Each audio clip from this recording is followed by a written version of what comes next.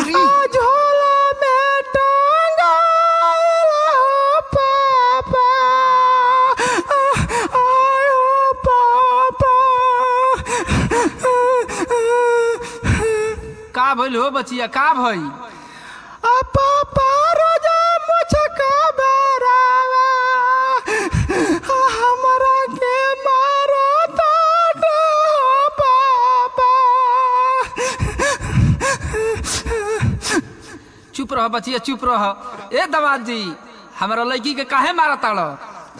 ए ससुर जी, मारी डांटी ना तो कई के चाटी। काहे मारा ताड़ो? का कमी बा हमारा लड़की में? सुना, कमी बा ए ससुर जी तोहरा बेटी में। का कमी बा बताव। हम तो हाई पढ़ल ससुर जी अनपढ़ आपकी डॉक्टर मांगीला जहिया वाटर देवे ले टमाटर।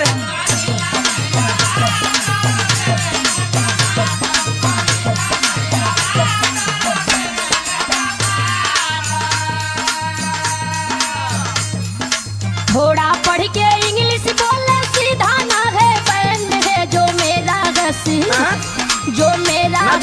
बैंड है पापा जी हाफ मैंड है। बहुत बोला तारी भाई ना तो बस। अरे का बोला थी तो से ढेर बोला थी का।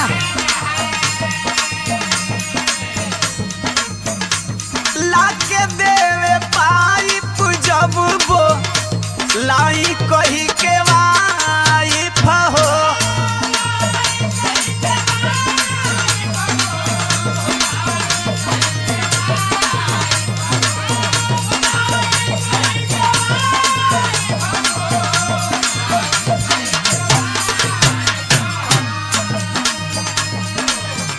जहिया से आइल बिया नरक भइल लाइफ हो।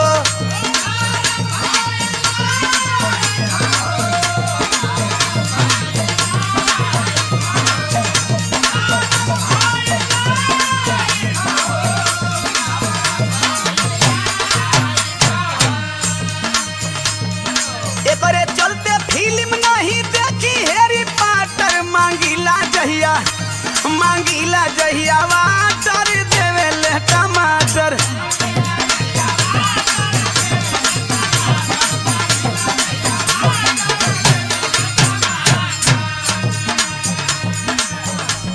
खाली अंग्रेजी में का रेला बक बक पापा।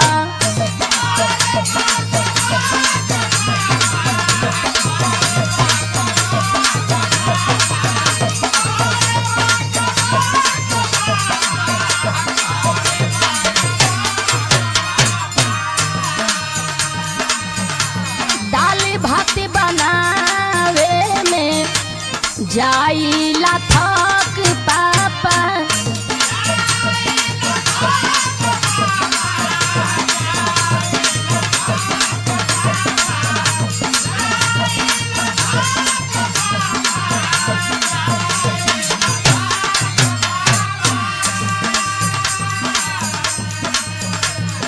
कोई ना समझाए इनको जो भी इनका फ्रेंड है जो मेरा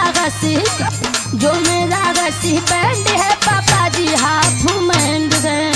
ना होश में बोलबी, काहे होश में बोली हो? अपना बाबू के देख के तोर मन बढ़ावा। बाबू के देख के नहीं थी बोला तुम्हारी ये चलिए है। देख हमार जे फ्रेंड बन मुकेश सम्राट यादव है, स्वामीनाथ यादव और जौन डिजिटल देखे ना किशोर कुमार जी दिल्ली वाला, कुल पढ़ल लिखल बने लोग, कंप्यूटर पढ़ेला, अंग्रेजी जाने लो। अरे तुझे कर हिस्ट्री बताओ तारा ना। हाँ। उ लोग भी तुअरिए दिमाग का।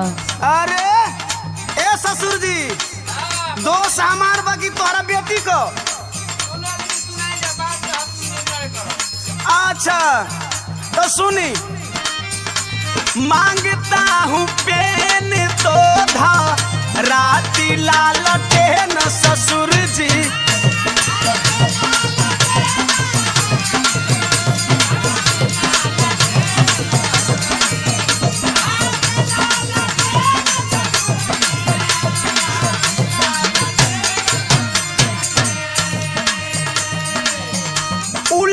सीधा काम कई के फेल कर दी ब्रेन ससुर जी। जितनी झूठ बोले के है बोली ना, झूठ बोला तनी रे, झूठे का पढ़ाई कैले हो तू।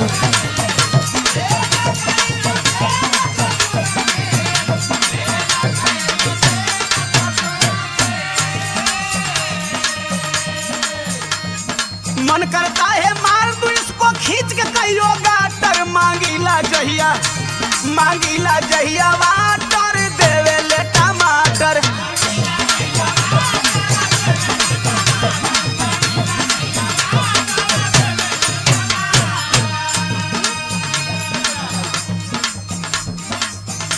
आपने को गलती तो कहबा ना, का गलती बरे? चिकन बतिया ले हला। चिकन न बतियाई। सुना सुना, हाँ सुना। रोजे पी के आवेला तो करेला ठोकाई पापा।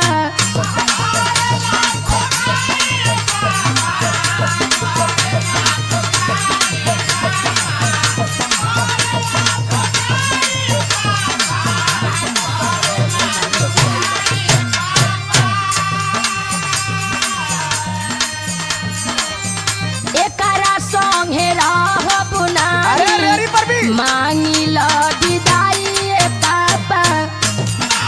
बहुत तू अपना बाप के देख के साहब बोला तारी। बोला ही तो परी ना, सहूर से बोल पर मरद है। अरे तो तू ही ढंग से बोला।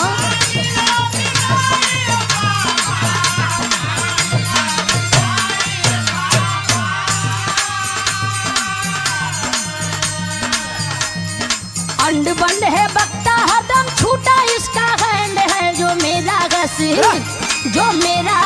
बंड है पापा जी हाफ मैंड है। मांगीला जहिया वाटर देवे ले टमाटर, जो मेरा घसी बंड है पापा जी हाफ मैंड है। मांगीला जहिया वाटर देवे ले टमाटर, जो मेरा घसी बंड है पापा जी हाफ मैंड है।